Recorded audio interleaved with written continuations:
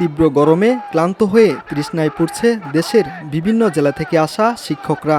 নামাজের সময় পানির সংকটে অজু করতে পারছেন না অনেকেই। 3 বেলার মধ্যে কখনো একবেলা শুকনো খাবার খেয়ে চলছে তাদের দিন। অনেকে অসুস্থ হয়ে পড়ছেন, তবুও আন্দোলন থেকে সরছেন না কেউ।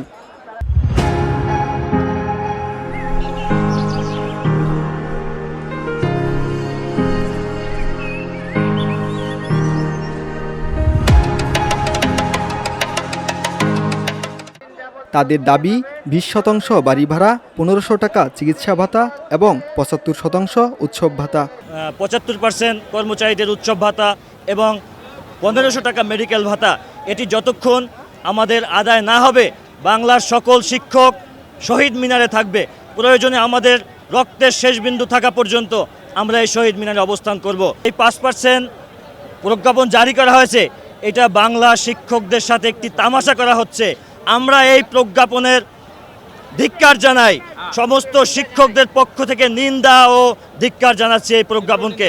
আমাদের যে আছে আলটিমেটাম আছে, সেই আলটিমেটাম আমাদের যতক্ষণ পর্যন্ত পূরণ না হবে সেই পর্যন্ত আমরা শহীদ মিনার থেকে আমরা এক চুনও নড়ব না। বাংলাদেশে এখন পাঠদান যদি এখানে ব্যাহত হচ্ছে, সেটা আমাদের কিছু করার নাই, ওনাদেরও তো শিক্ষক। বাড়ি ভাড়া যদি টাকা না থাকে সরকার, তাহলে সরকারি কর্মচারীরাও কম নেক, আমাদের শুধু 1000 টাকা কেন দিবে?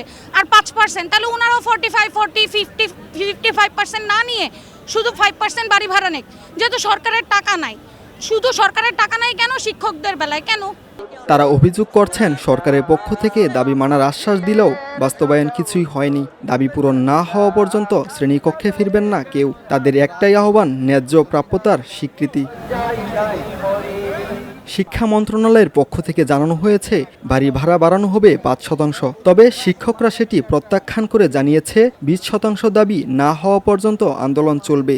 যে রাষ্ট্রে শিক্ষকদের প্রতি সম্মান প্রদর্শন জানে না, যে রাষ্ট্র শিক্ষকদের অধিকার পূরণ করতে জানে না, এ রাষ্ট্রের ভবিষ্যৎ অন্ধকার। রাষ্ট্র একটাই, এখানে সব শিক্ষকরাই সরকারি শিক্ষক হবে। সমস্ত এমপিওভুক্ত শিক্ষা প্রতিষ্ঠানকে জাতীয়করণ করতে হবে। আমরা এত বিভাজন চাই না।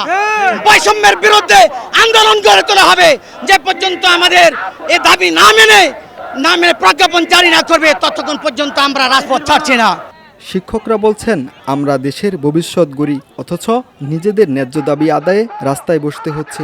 দেশের নানা প্রান্ত থেকে আসা শিক্ষকরা এখন দিন কাটাচ্ছেন শহীদ মিনার চত্বরে। তাদের চোখে ক্লান্তি, মুখে তৃষ্ণা, তবুও আছে দৃঢ়তা। তারা বলছেন, তাদের দাবি পূরণ না হলে আন্দোলন আরও দীর্ঘায়িত হবে বলে হুঁশিয়ারি দিয়েছেন।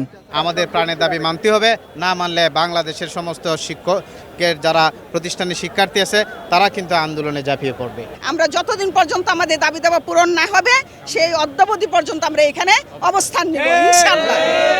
আমরা যতদিন পর্যন্ত আমাদের দাবি দেওয়া আদায় না হবে আমরা এখানে আসি থাকবো। শহীদ মিনার ছাড়বো না, আমরা ঢাকা ছাড়বো না।